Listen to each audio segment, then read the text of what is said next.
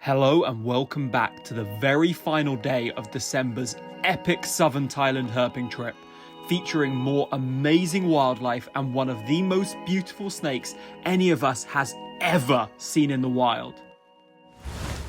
I was just talking about how our road cruising luck has been insane this trip, and we just spotted a snake on a road where I never see anything before, and look at what it is.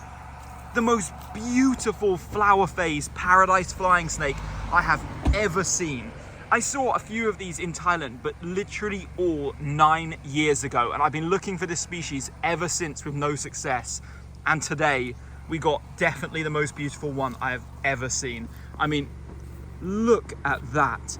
It goes from yellow on the head to orange to dark red flower patterns and then to blue on the tail. I could not believe it when I saw it. I was like, holy crap. Couldn't believe my eyes. This has been a huge target of ours this year because we don't have any good pictures of them. And also a genus that you're somehow always more likely to get DOR than alive. yeah, absolutely. It's my flying snake luck. Wow. This one obviously very similar to Ornata, but instead of having the stripe through each scale, it's a black scale with a yellow dot on the center, which gives them this way more black kind of banded look, which is a really easy way of telling them apart. They've also got a lot less barring on the head. Super alert, fast moving snake, but it was just plastered in the middle of the road, not moving at all. Similar to how I've caught them in the past, actually. Cannot believe the luck we're having on this trip. What a find. Man, our cruising luck has really been insane this trip. I think that's like the 12th snake we've cruised, and considering we haven't really been road cruising much, but holy crap, look at the injury to my face from getting like planked by that wooden thing last night and here. God damn it. All right, and we are out in the forest. The rain has actually reduced to a very tolerable level, so hopefully there'll be some snakes moving. Rain has been associated with a lack of snake movement on our recent days, but let's see if we can find some stuff anyway. So when we got here, we noticed it had been raining so much. We did not realize the extent of what it is. All of this here was once the edge of the stream, and it is like this in every stream around here. There has been some serious flash flooding here, enough to take down these rocks. This was a rocky area where we once found a red-headed crate, and now all the rocks have been moved, and the destruction is actually unbelievable. And so far we've seen 0 snakes, so I believe it may have caused some kind of mass snake evacuation. In fact, there hardly seems to be anything around. Actually, there is some life around, primarily consisting of these little leeches. Friendly little normal striped leech. Oh, at last, I finally got a snake. It has taken so unbelievably long, but here we have an absolutely monstrous BENGKULU cat snake.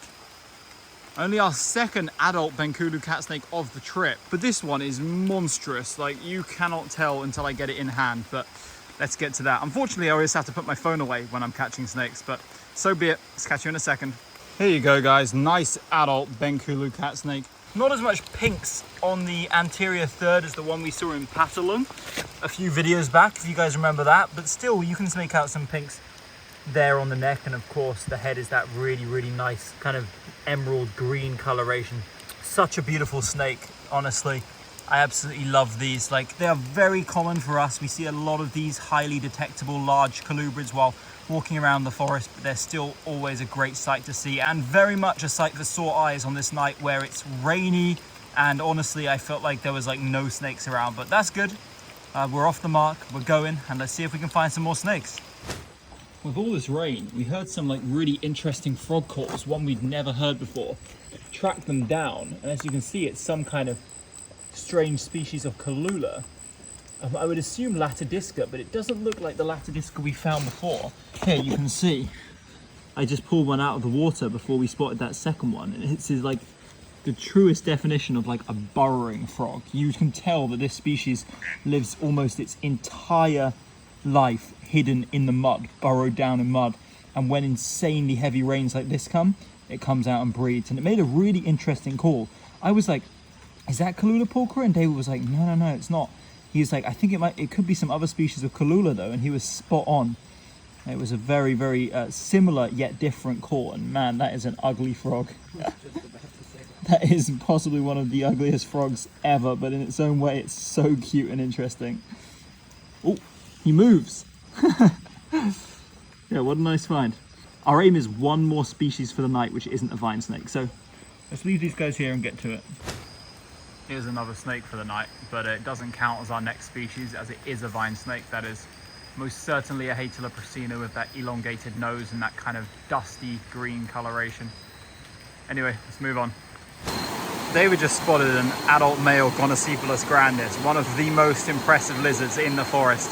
I said a couple of videos back that I would be waiting until we find an adult male to film one, and here it is, with that kind of blue and yellow belly. This one's not huge, so it hasn't developed a giant crest, but still that crest of horns above its head is really impressive. What a cool lizard. Check out this amazing juvenile Concebrinus I found. Like, these are truly incredible, the way that they're black and white is so striking on the dorsum. Sometimes they can be even yellow. I've seen that a few times, but this one, yeah, incredibly patterned gecko. And he's off, so let's leave him be. Here's our first Certodactylus. I think this one's Bintang tingy of the trip. Possibly the first one I've ever seen at this location. Absolutely massive. I don't think I can get a hands on because I'm using both hands on the phone, but it is huge. Oh, shortly after that vine snake, David spotted another new species for the trip, and maybe not one you'd expect to find here, but as we've discovered this year, you get these everywhere. This is a huge Pataeus chorus, but we're faced with a much bigger challenge of catching it, so let's do that now. The guys are going in for the catch. And David's got it. Nice. Holy crap, this thing is big. Okay, David got it down, and take a look at the girth on this TS Koros. The length actually too. It is long, but it's not the longest we've ever seen. We saw a larger one in Tap, you guys might remember, and I saw one that was above 1.9 meters in Hua Hin once while with some guests. But this one, for its size, like, it's incredibly healthy. This is a well-fed snake, and I guess it didn't bite at all, did it? No. Yeah, TS Koros generally is quite calm, not always, but super vibrant yellow venter on this one, which is really nice to see. This species we'd seen dead a few times on this trip, and we finally got one in hand on one of the least expected places. But this year, as I've said, we've come to expect to find this species in unexpected places, including rainforests and here just on the edge of this waterfall. But yeah, really cool, really large snake, and we're not done tonight. We found another species, but the goal is immediately being set to finding another one, so let's go do that. At last we got our first HAGEN'S of the night. This is a, let's see, a small female in situ, waiting in ambush, waiting for some kind of round boy to come trotting by. Some nice spots on this one for sure, but I'm certainly not going to get any closer and disturb it, just going to let it go about its peaceful snake-like life. Here's another HAGEN'S, and only the second juvenile we've seen since we've been here. Not too many juveniles around this time. I guess breeding season was, well, we were seeing juveniles last time we were here, like tiny ones, so it must have been around, they must have hatched out around August, but yeah. All right, this night has just rapidly divulged into being soaking wet with absolutely zero snakes, so we're gonna call it now. Maybe we'll get something on the way back to the car, but otherwise this will probably be the end of the video.